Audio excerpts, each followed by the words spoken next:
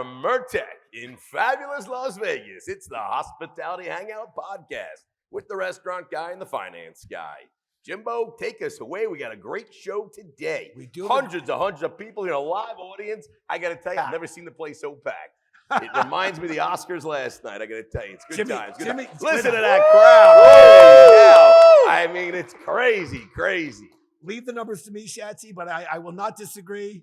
This is a standing room crowd only. I'm going to have the privilege of more formally welcoming you all and thank you for joining us for the Hospitality Hangout, a hospitality-focused podcast where the founders at Branded Hospitality, how many times can we say the word hospitality in one intro, share their insights and bring technology and innovation and hospitality leaders that are making things happen. You said it again, Jimbo. That are making things happen in the industry we love. My name is Jimmy Frischling, otherwise known as the finance guy. I'd like to introduce my brother from another mother, Mr. Michael Schatzberg, also known as the restaurant guy.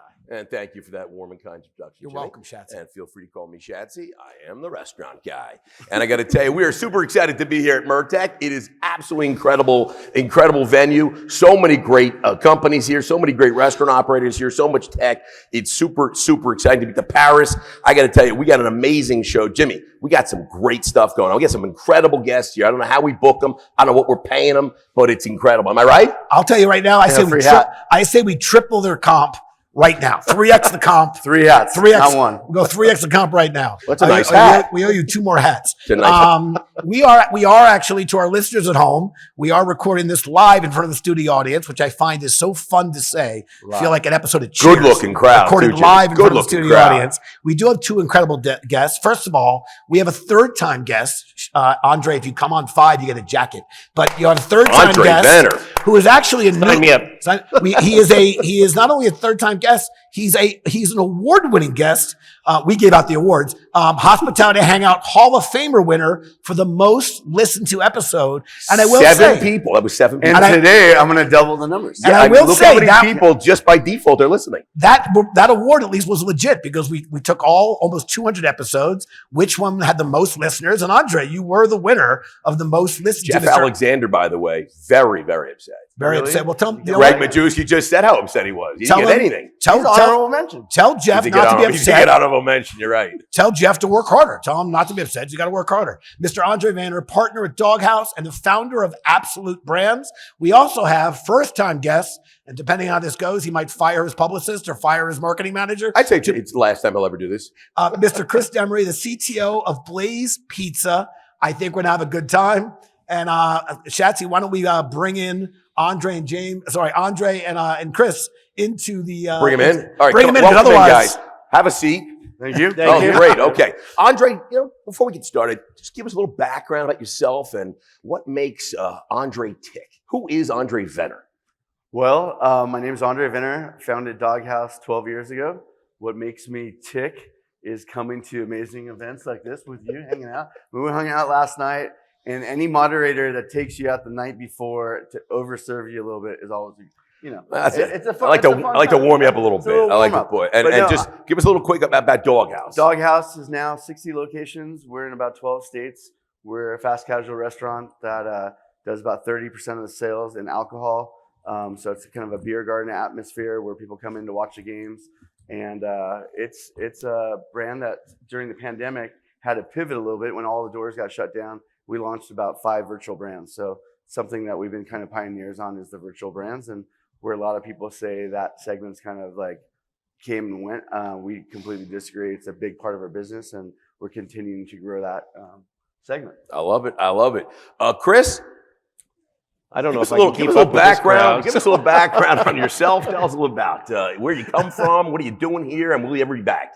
I might come back. MURTEC, yes. So Podcast. I started my restaurant career at Domino's and then migrated through several other brands, Bloomin' Brands, CKE, PF Chang's, and now I'm CTO at Blaze Pizza.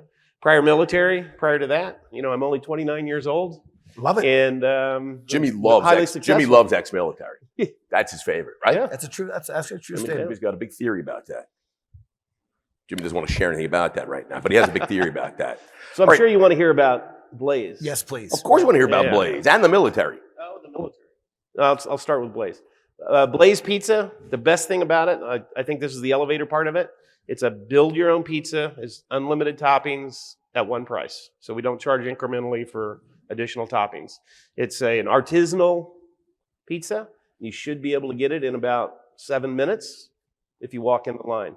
Similar to Doghouse, probably. We kind of got turned on our heads when the pandemic hit.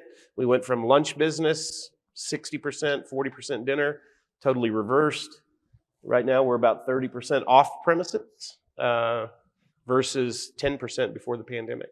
So a lot of technology has had to change in the last few years based on just guest experience. I love it. And just take us to military. What was your rank? I exited as a major.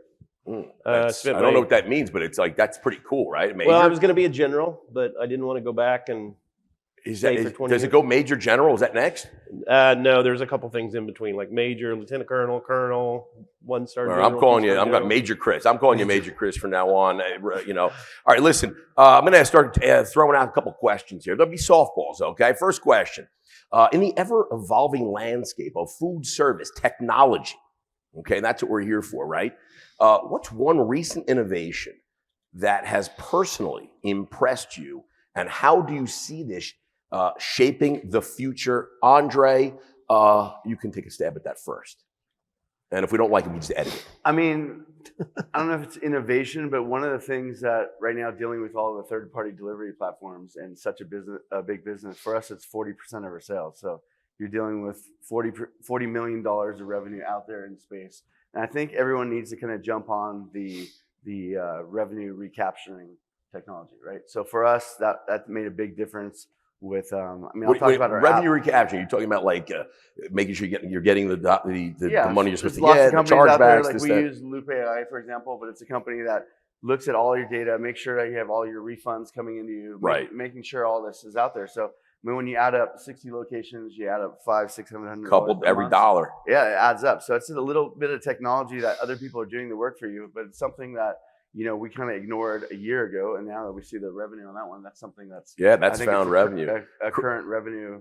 I love use of technology that really helps you.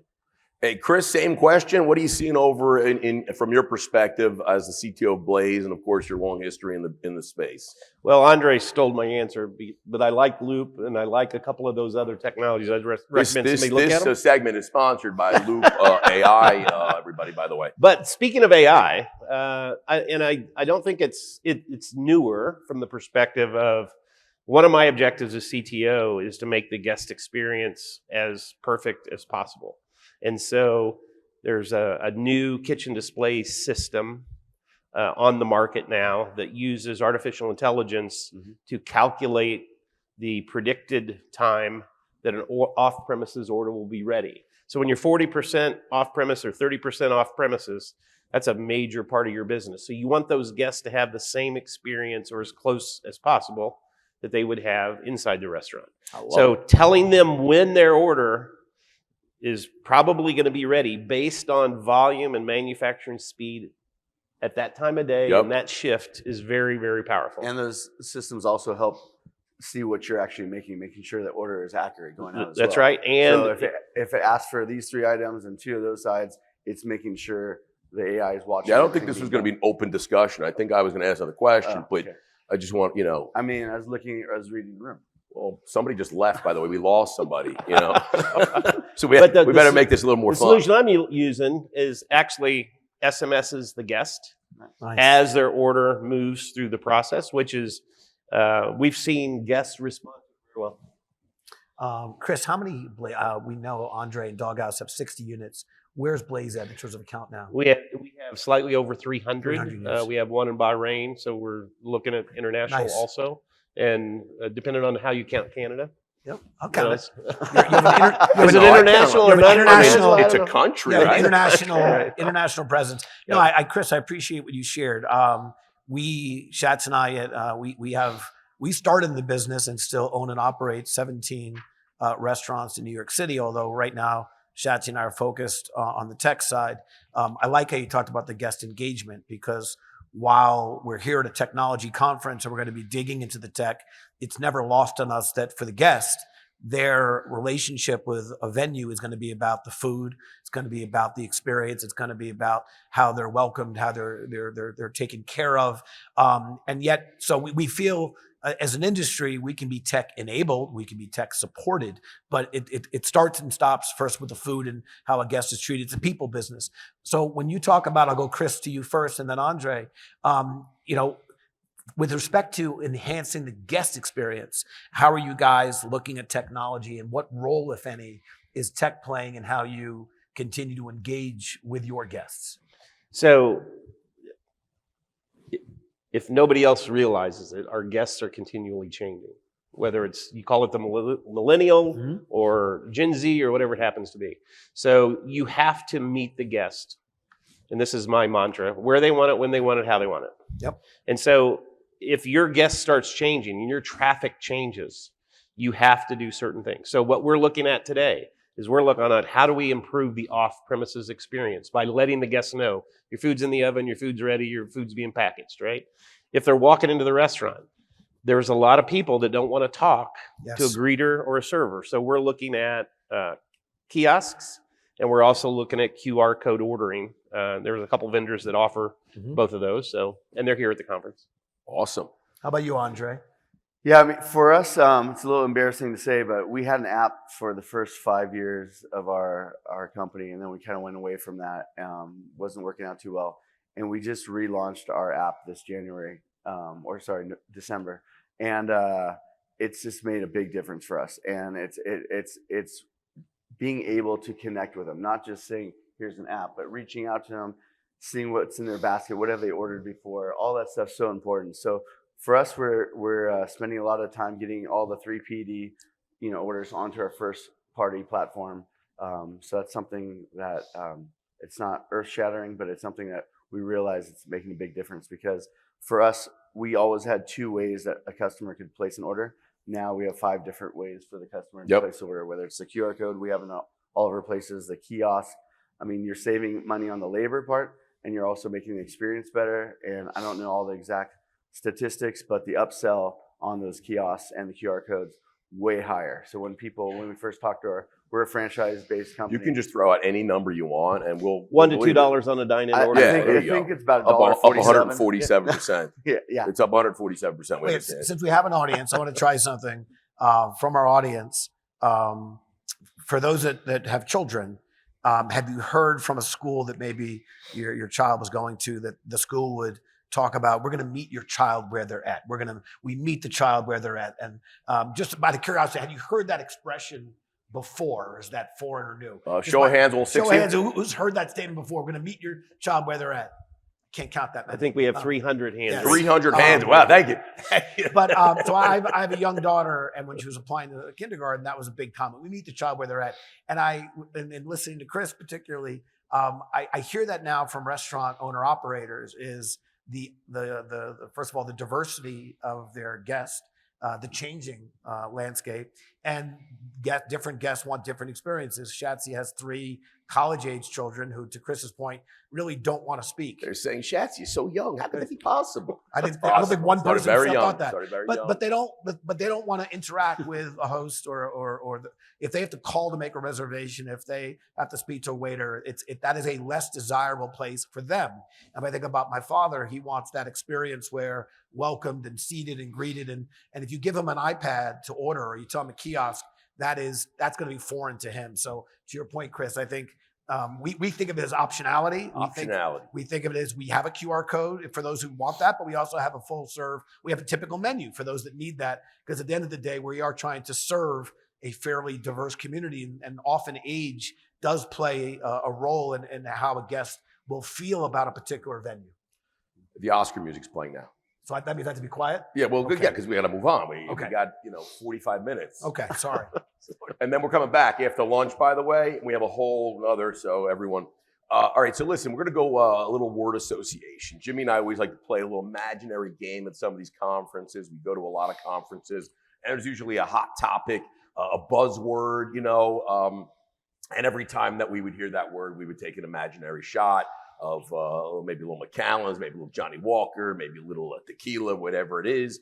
We don't have any Macallan. We don't have any tequila here. I'm sorry. There's no. That's later. That's later. Okay. But we are going to play a little word association. Okay. So we got a great live audience. I think it'll be some fun here. Okay. So I'm going to throw out a term, and you need to give me the first word or phrase that comes to mind.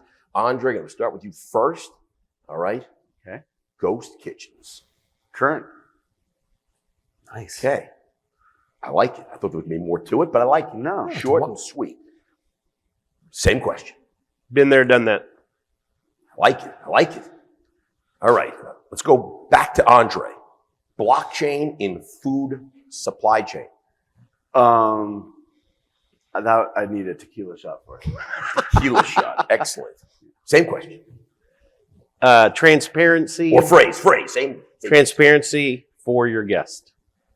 I can explain that, but We're going to let you. You Hold can. on. You can explain a little bit. Wait, Jimmy, you want to jump in on this? Why don't you finish? There's one more, and then we're going to jump into this. Okay, you got it. Andre, augmented reality menus. ARM. I'm thinking Tequila shot. calorie friendly, Ozempic friendly. Ozempic friendly. Yeah, Ozempic could really kill a lot of the food business if no Yeah. one eats anymore, Yeah, right? it's not a good thing. Yeah, it's not good. Same, Chris. Same question. Augmented reality menus. risky. I like it. All right, so let's Jimbo, we yeah. had a little word association. Yeah, no, Comments. let's play on that a little bit. Chris, let's start with you. Blockchain. Andre wanted a beverage, an adult libation, and you actually wanted to expand upon it you said transparency. Please expand upon it. I don't think the industry is going to get there for the next 5 to 7 years, but because of the technology associated with blockchain, if you don't know what it is, it's just a highly distributed database that is connected across the world. And the reason I don't think it'll evolve quickly, and it might take 5 to 10 more years, is because all the suppliers and all the distributors and all the purchasers and all the consumers have to buy in to the technologies to supply that data. But ultimately, if we could achieve that, a guest could say, I know where my peas are coming from, or I know where my, So is that as it relates to Animals. food safety mostly, or well, it depends on your guest. If Yeah. your guest wants local sourced, right where the they source could see, is, hey, it right. was sourced in California. I'm eating it in California, whatever it happens to Right. be. Or it could be, South America. It's also food safety. So if you, from a traceability perspective, if you have a food safety issue and you can go back all the way, all the touch points throughout, then you can rapidly or more rapidly identify the causality of the food safety issue. And I think that's what everyone wants to also see is what are they putting in their bodies, right? Right. Yeah. So, I mean, we had to start. We obviously started a hot dog business, and that's not to most people something that is clean labeled, right? Yes. But every single one of our proteins is hormone free, antibody free. Never ever. We have no added nitrates in our hot dogs. Everything trying to make it clean, and I think people want to check that out. See Yeah, what I would they're agree. putting into I mean, I know that my kids, they're like obsessed with ingredients on anything they're eating today. Yep. From anywhere. Andre, Schatzzy, one of the words we asked was Ghost Kitchens. Yep. You said current. Can you expand upon that a little bit? Because, I'll stop there. Why don't you expand upon that a little bit? It's something that's really working for us. So it's one of those businesses that's tricky, and we've taken a lot of years of trying to figure out how does that work. Also working with venues who haven't, whether it's a Cloud Kitchen or the Kitchen Uniteds or the Reefs, everybody out there had something, and they themselves are trying to figure it out. And I think everyone now, it's like the second inning of a baseball game. Everyone now is figuring out how that works. I mean, delivery is 40% of our business. Right. So why are we building a $2 million business? And so originally people, there's not so much money in a ghost kitchen. You're making $100,000 maximum in a year, but if it's only $50,000 to build one, why aren't you doing that? Why aren't you testing out markets? So for us, it's still reverent. Before we go into a city, we'll go and use a ghost kitchen, Test the market. test the market, and it sticks. And if you have brands that are your own DNA created by yourself, and using the same positions for labor wise, we're doing, north of $1.5 million with 2 employees in the ghost kitchen. and it's something it's a real business. That's real revenue. That's real I know business. there's a lot of bad talk on virtual brands and ghost kitchens and all that stuff, but I think for the ones who know how to do it, who've let all the noise get out of the way, it's a real business. I think you touched on something. You're a restaurant operator operating restaurants. You can create another brand and operate it out of the restaurant that you currently have. I mean, I know if Jeff Alexander was in here, he'd kill me, but like we created a company called Badass Breakfast Burritos, and all we did is added one 14-inch tortilla to our menu. Mhm. We put the tater tots and the eggs and the sauces and the bacon and the protein. Now we have a breakfast burrito that's being sold 24/7 in lots of states, and it's being who we are. It's not us getting another brand inside there. Did you launch that as a brand, the Badass Burrito? Badass Breakfast Burrito does not have a brick and mortar today. We're in a lot of like venues and college campuses, but it's not So it's store. working for you. It's definitely working. Yeah, I personally just think, and that's why I think marketers and CMOs are finding a path to CEO. I think the Ghost Kitchen naming convention may need a rework or a rebrand. But when the whole Ghost Kitchen phenomenon came around, Schatz and I thought we already knew ultimately who the winners would be, and it would be the people that were successfully operating restaurants. Ghost Kitchen just doesn't have dining room, but the importance of the discipline, the supervision, the consistency, ultimately delivering value for the guests. You could have the sexiest celebrity put a name on an item. At the end of the day, if the food isn't going to meet this, create value for the guest, he or she won't reorder it. So we believe, as I agree with you, Andre. I think it's, and I think Chris, you said been there, done that. It's not new. I think the idea that somehow it was a tech business and not a restaurant business was the error.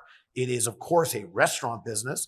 It is a part of meeting the guests where they're at, and we think it's absolutely here to stay. And it expands the operator's dining room exponentially, and how incredibly valuable that is. But the idea that somehow you could cut out the restaurant part and somehow tech your way into it, that to us was silly. Sorry, Chris, you want to opine on some of this? Well, for my response, I did it 2 of them at PF Chang's. Okay. I think the most important part is you have an entrepreneur that knows how to build a brand. Yes. Right. If for an existing brand to go into a kitchen, it's very difficult for those drivers to figure out, where am I picking up PF Chang's or Bloomin' Brands or Domino, right?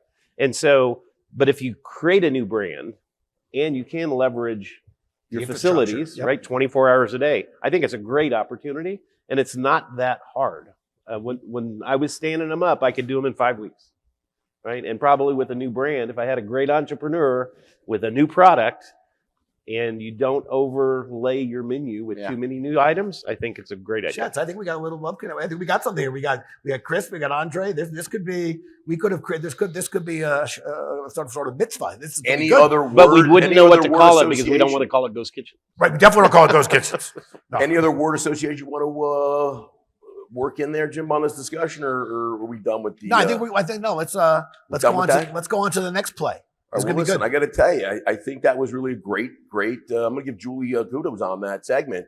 I think they knocked it out of the park. I think we should stop here because we can only go downhill. We can't stop here. We got another 2 hours. All right, we'll keep going. We got time to fill. All right. Listen, since that was really unbelievable, thank you. Let's go into the another new game, and this is called Keyword. Okay, it's what's hot and what's not. Okay, in food service technology world. For your brands. Okay, I'm going to throw out a topic, and you simply have to answer if it's hot or if it's not. Jimbo, I'm going to throw out one, and then you can opine. I'm not going to read all 3. Okay, we can go into each one separately. Okay. Okay. All right, here we go. Andre, you first. Custom mobile brand apps, hot or not? Hot. Hot. Chris. Hot. Jimbo. You want me to say hot or not, or you want me to ask them to opine? I don't know what you want to do. You can do whatever you want. It's your show. Okay, it is? Oh, in that case. All right, so I'll play devil's advocate, although I have no reason to because I should just agree with the experts. But how many apps do I want on my freaking phone? So I'll ask you. And how many do you use? I use a lot of apps. But no, so my question would be I would have said, and I'm not the restaurant guy, I'm the finance guy. I would think there's app fatigue, and it's exhausting for me to have so many apps. but two experts who are succeeding said it's hot. Maybe I could ask you guys to expand on that a little bit, because clearly I'm going to bet you're right, I'm wrong. But my thought is I have app fatigue. So now why am I wrong and why are you guys right? Well, I think, like I said earlier, we canceled our app because kind of have the same feeling. Like I myself have 6 restaurant apps. I don't want to have 100 apps. Yep. But what we're seeing on the data on this is everyone's looking for those points. Yep. It's the original Subway punch card.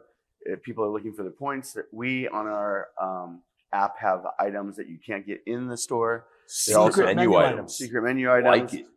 We also have promotions that we do on the app that's only menu driven. Right. So we're trying to drive people there to get away from the 3 PDs. And you, as a restaurant operator, you got to, that 15, 20 points you're giving away to those people, you have to get it.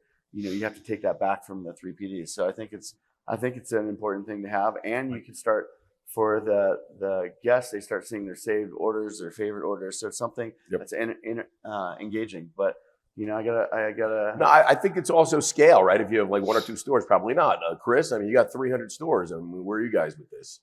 So I believe it's hot. But I want to go back to your guest experience. I believe an app should solve the pain points for your guest.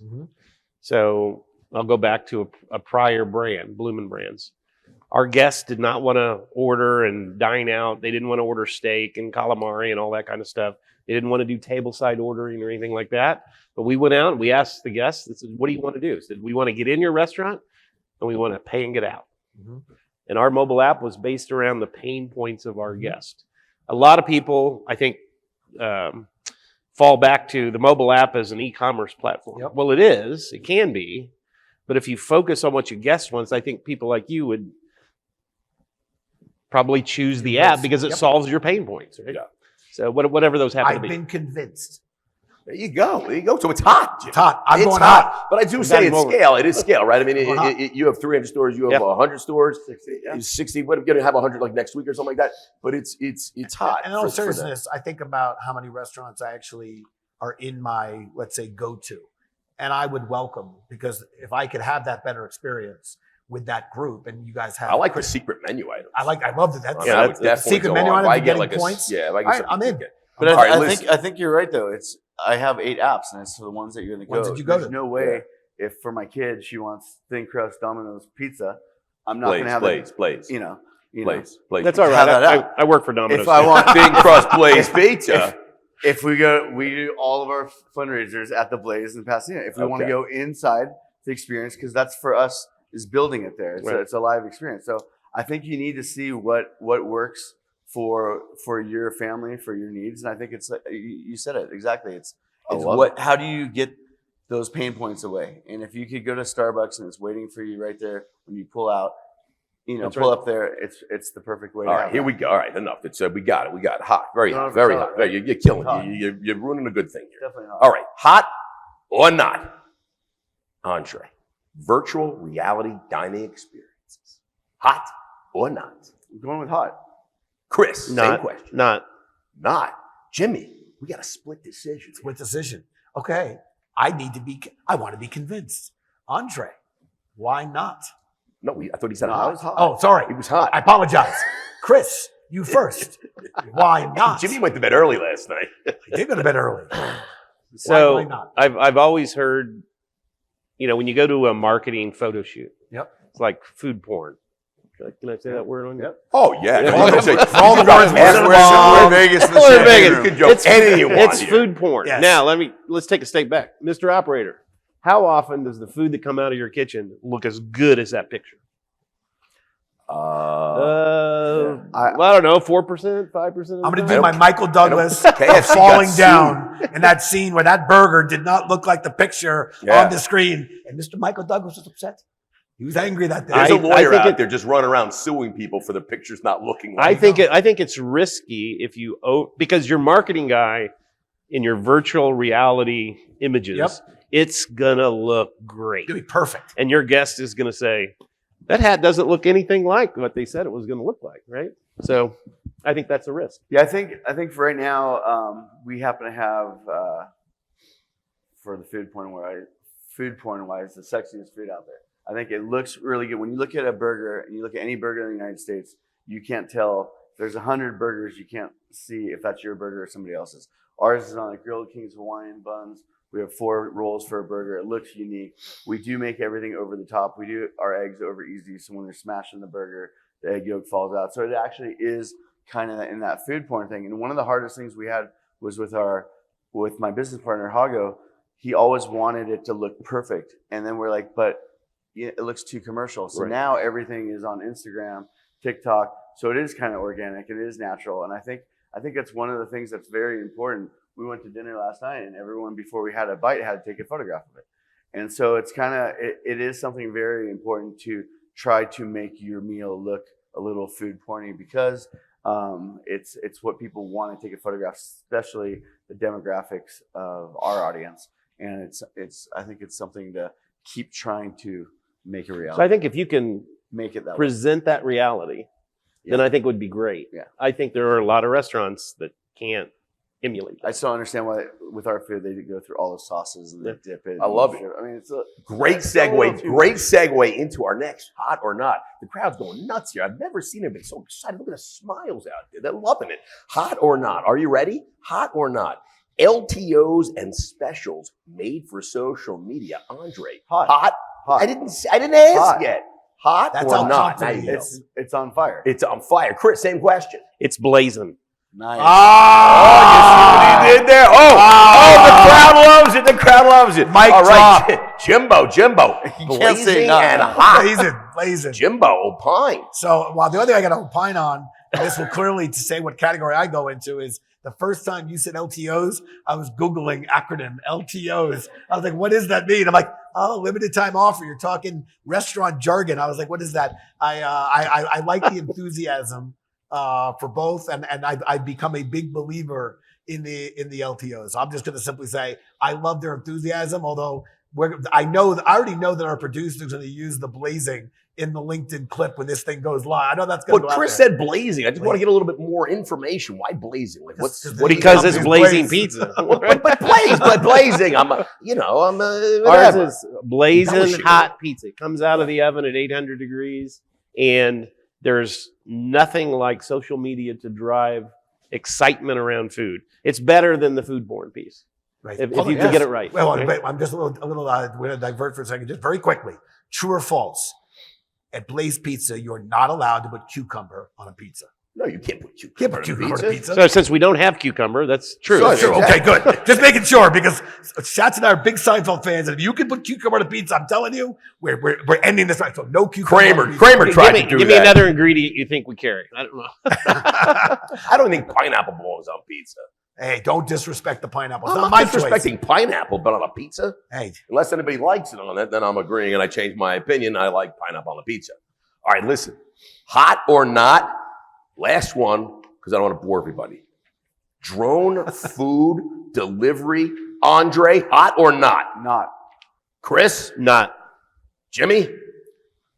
yes, no. Actually, we talked about this earlier today with somebody, and I was shocked how many guests that were surveyed are excited about this because to me, I'm in Andre and Chris's camp.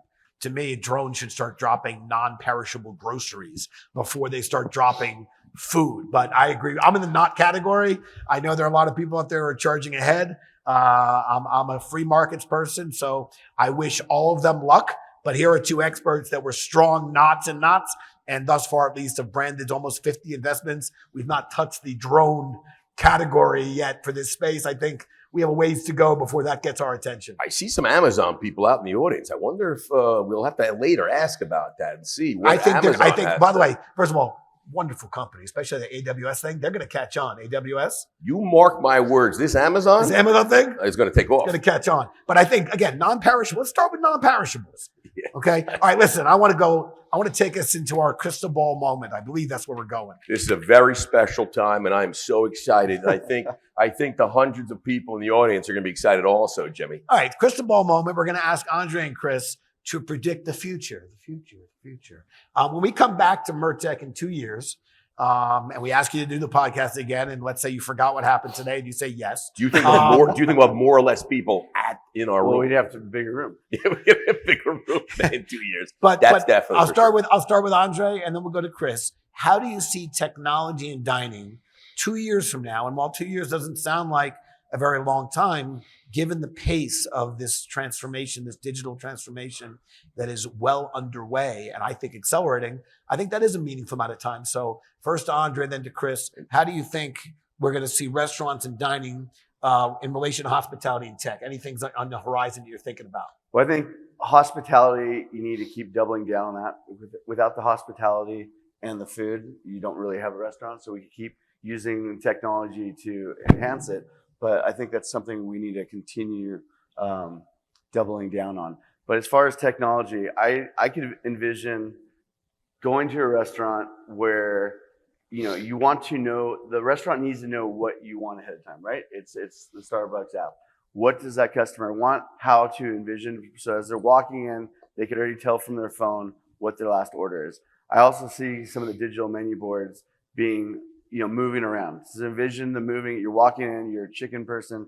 Now the menu board has the chicken LTOs up there, and it's rotating as you come into the store, and it's kind of trying to be like an upsell kind of a moment, or getting you to try something different. Because it knows that you're walking in. It knows you're walking in. So I think having the restaurant know what the customer wants before they're coming in or as they're coming in, and then also being able to pitch them on what they're. You know, it's funny you say that, because I always tell Jimmy, I say, I want technology where I go into the restaurant, I sit down, and they bring me.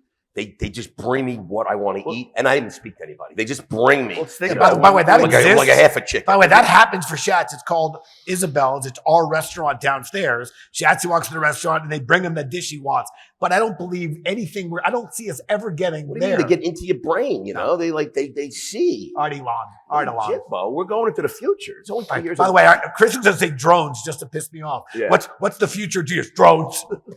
I'm sorry. Chris, go ahead, sir. 2 years. So in 2 years, I don't know if it's going to happen in 2 years, but what's become You'll be back. apparent You'll be back, and you'll be another guest here. That is happening. In the last 2 years, marketing technology from the commercial sector has started coming into the restaurant technology world. And he stole my answer again. I believe with Frickin' Andre. as the technology increases and the costs come down, the guest personalized experience, which is exactly what two of you said. Finance guy. I was thinking it though. That's what's going to change the world, where the guest, I don't think you're going to get what you want before you say it out loud. Well, that's 2 more years. That's 4 But it years. says, hey, Mr. Schatzky, would you like the 3 things? Which of the last 3 things do you want today? Because we see that you always order a pepperoni pizza, right? And so putting that information, perhaps through a headset Yep. or something like that, in the hands of a server, putting it in the hands of the digital menu boards, putting it in the hands of the hostess that greets you, that will be very powerful. I just want to add to that point, if I can. I promise. No, I'll you be can't, quick. Jimmy. The Oscar music has not come on I'll just yet. be quick. To Chris, to your point, I think 4 or 5 years ago, I saw a real delineation between, let's say, what a guest would want from a hotel, which was to know what type of room we'd like, near the elevator, far from the elevator, high floor, low floor. What were the priorities? New York Times, Wall Street Journal. We loved hotels to really know us. And I felt 4 or 5 years ago, we didn't want the restaurant. We'd be uncomfortable if the restaurant knew the last time we were there, we had a cab and Mr. Frischling, would you like it? And I felt there was a real delineation. And to your point, just a few years later, and I find the restaurant guest is actually enjoying and valuing and rewarding the venue that is personalizing the experience. So I think there's been a convergence between what we wanted from hotels, which was we're spending the night, please know us. And the restaurant, we want them to know us, like us, but we don't want them to be creepy, like, don't tell me what I had last time. Don't be tracking me. And the fact is, I think there's been a major convergence. So I'm agreeing with you, which is why my joke is, especially to some of the CMOs out there, I think your next job is CEO, because I think the creative thinking and the way you're connecting with guests is dominating. I like that, Jimmy. Is that your crystal ball moment? That all CMOs currently in that position in 2 years will be CEO? You know, as a former Wall Street guy, I would have said the CFO. The CFO gets to be promoted to CEO. What Not about the anymore. CTO? What about What him will the right here? CTO be? the CTO Except for the gets CTO. demoted? Except for the CTO. Well, you know what I heard is anybody can be a CTO. So Who needs CTO? Damn it, edit that part. The CTO becomes the CEO. So if Full you carry it stop. a little further, Yes, or carry it further. not all guess what they most recently had, but they like to think Yes. and know that, golly, they know me. You know what I don't want? What I had last time? I want something brand new. And so we try to teach all of our hostesses and servers, right? Know the menu, know what's spicy, know what's not, all that kind of stuff. And it's impossible because you have turnover. But if we could get that data easily into the hands of our servers and guests and solve their problem, I think that's where the And power I think is. it's important for the marketing people. Like I know even 3 years ago, we were looking at what the guest was ordering from their app. And if they're ordering always the burgers when they come in, why are we sending them a push notification for the chicken sandwich? I always That's right. say, Just man, you keep send a sending steak them to a the burger. vegetarian sounds So silly. I think it's one of the most important things is who is your guest and go after them and market it for what they want. It's not like you said, retail's been. it's not what they had last time, Yep. that same chicken sandwich, but it's the new chicken sandwich you're featuring. So you want to go give them a new offering to come in, but you have to speak to them, to their language, and know what they want. I love it. I got to tell you, Jimmy, one of the most incredible crystal ball moments. That was a And good one. this audience just saw a great crystal ball moment. Now, everyone's saying, is it over? No, it's not over. We still have another 45 minutes according to my numbers. But I got to tell you, we're going prices right now. Price is Okay, right. we're going to mix it up a little bit. Spice is right. Well, but the price is right, spice is right, whatever it is, we're going to do that. Everyone knows that game. It's a great show, great game, okay? And we're going to do a little Price is Right. Jimmy, you're playing, all right? I'm playing. Chris, Andre, you're all playing, all right? Get your, we'll do a little buzzer thing here. You're going to buzz it, all right? Listen, Vegas is known for its incredible buffets. I mean, it is the buffet capital of the world, I think, right? So let's see how well this panel, this illustrious panel, knows the cost of eating at a buffet, or buffet as I like to say, okay? With So, tip and tax? huh? With tip and tax?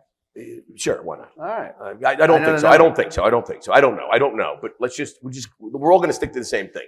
So no tip and tax, okay? Just no tip and tax. All right, listen, no, here we go. All right, so this is the world famous Wicked Spoon at the Cosmopolitan, which is just across the street. Gorgeous. I've been to the Wicked Spoon. It's a beautiful buffet.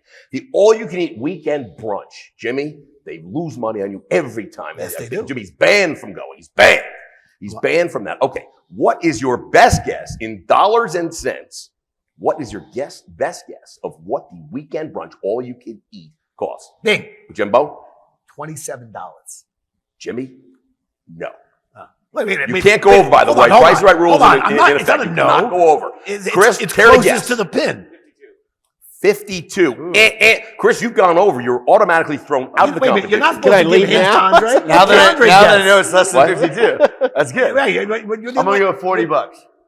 Would you look? I had the thing right here. You saw. What is And it? it's 41. But you went with 40 because you knew we would have said 41. We knew you were cheating, so you went 40. I won $40. 41. Listen, I didn't say it was the best segment I nailed ever. it. $41. People are like, wow, that's a weekend buffet at Cosmo.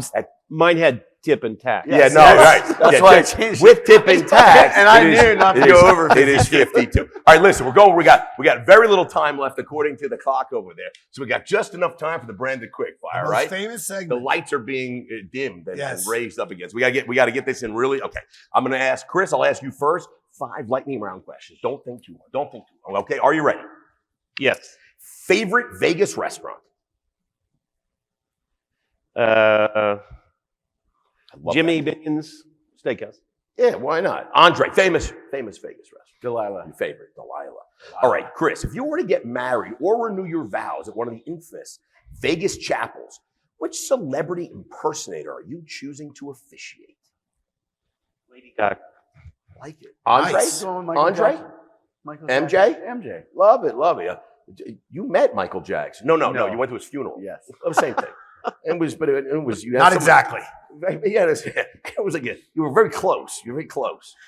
I mean, you were in the same room with his. Yeah, okay. All right, that's too much. All right, Chris. Which concert experience would you rather see at the new Sphere? The new Sphere here in Vegas. Would you like to see U2, Fish, Dead and Company, or Postcards from Earth? U2. Yeah, I mean, what is Postcards from Earth? Is The that new one. is that a music? Is that? Quick fire. It's a karaoke Quick band. fire. Oh, okay, go. You too. But they're You gone. too. Jimmy, what about you? I'll let you play. Postcards. What is that? Is that a movie? I have no idea, but Yeah, it's current. I could probably get tickets. Chris, cheap tickets.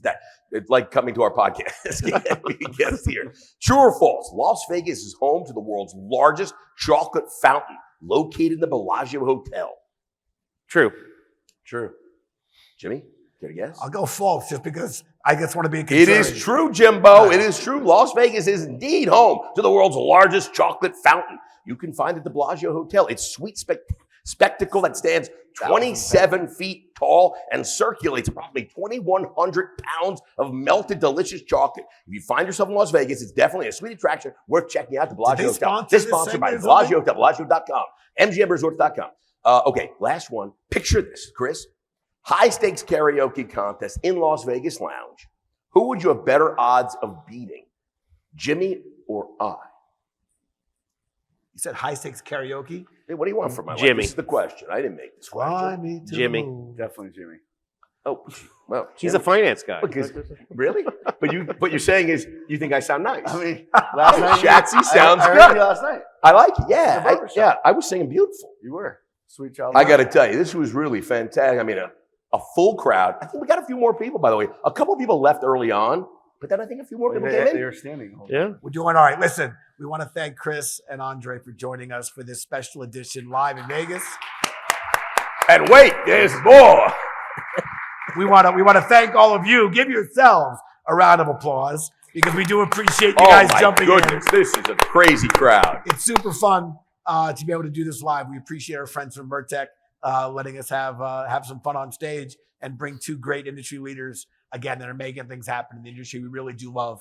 To our listeners at home, we appreciate you because I cannot believe how many seasons and how many episodes we get to do thanks to your continued support. So thank you. If you want to get in touch with Chris or Andre directly, those in the crowd can just approach Chris or Andre. And those listening at home, we no longer give out personal emails or cell phones. That was a rookie mistake in season 1. So you can email info@brandedstrategic or podcast@brandedstrategic, and we'd be happy to connect you to Chris and Andre. And again, we appreciate you, our friends. And how do we get in touch with MURTEC? Michael, what are we? Is it MURTEC.com or is it Hospitality Technology to learn more?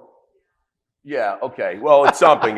Just Google MURTEC. Google MURTEC. Just Google it and you'll find out more. And then www. and there's QR codes on everyone's table or seat. And this podcast, you will be able to listen to it on your favorite podcast very soon. And it's going to be a dandy. So share it with your friends. Thanks, everybody. This is awesome. Guys, cheers.